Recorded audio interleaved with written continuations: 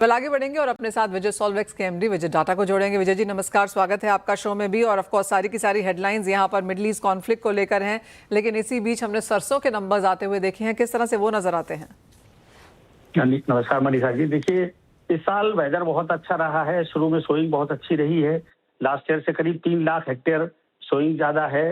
इस साल मौसम के साथ साथ कोई बीमारी सरसों को नहीं थी किसी भी तरीके की, इसलिए क्रॉप के नंबर्स बहुत अच्छे नजर आ रहे हैं। सॉल्वेंट एक्सेक्टर्स एसोसिएशन पिछले 5-7 साल से किसी न किसी सैटेलाइट बेस्ड एजेंसी के थ्रू मस्टर्ड का क्रॉप सर्वे कराते हैं। वो अभी हम मार्च लास्ट वीक में फाइनल करके उसको हम एक प्रेस कॉन्फ्रेंस करके रिलीज करेंगे। लेकिन ओवरऑल आज की तारीख में जो लग रहा है उसके हिसाब से क्रॉप बहुत अच्छी है और नंबर्स ज्यादा ही आने चाहिए जी।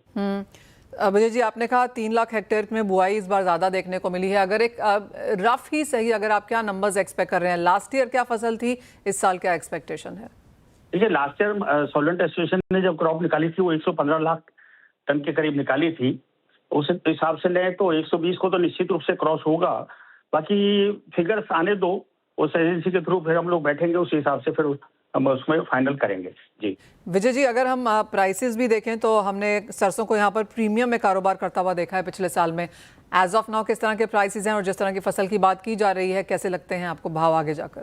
देखिए, गल्फ वार की वजह से क्रूड पेट्रोल बहुत ज्यादा हाई है, नंबर 1। दूसरी बात, इम्पोर्टेड ऑयल महंगा पड़ रहा है, फ्रेट काफी बढ़ गए हैं।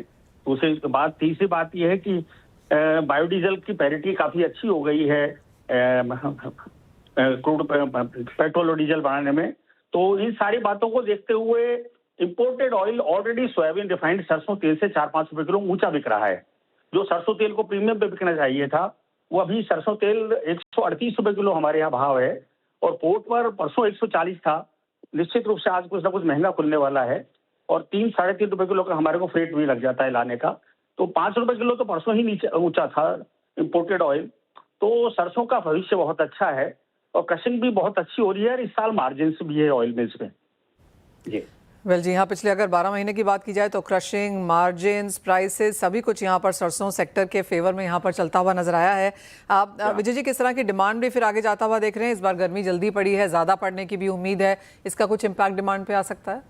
देखिए, एक सबसे बड़ा तो पहले तो प्रीमियम प्रोडक्ट है और नीचा बिक रहा है, इसलिए डिमांड बहुत अच्छी रहेगी और जल्दी ज्यादा क्रशिंग हो जाएगी। इस साल मुझे डाउट है कि नाफेड और हाफेड को भी उतना माल मिलेगा, क्योंकि भाव ऑलरेडी काफी ऊंचे हो गए हैं, एमएसपी के आसपास ही भाव आ गए हैं।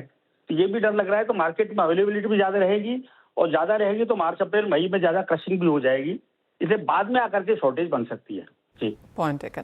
विजय जी, एज ऑलवेज बहुत शुक्रिया साथ जुड़ने के लिए। और ऑफ कोर्स जैसे आपने कहा कि वो एससीए के साथ यहाँ पर मीटिंग है, अनाउंसमेंट होगी, उस पर नजर रहेगी हमारी। लेकिन एज ऑफ नाउ प्राइसेस से लेकर फसल, मार्जिन, सारा कुछ यहाँ पर पक्ष में नजर आता है जहाँ तक सरसों की बात है। वेल, इसी के साथ एक ब्रेक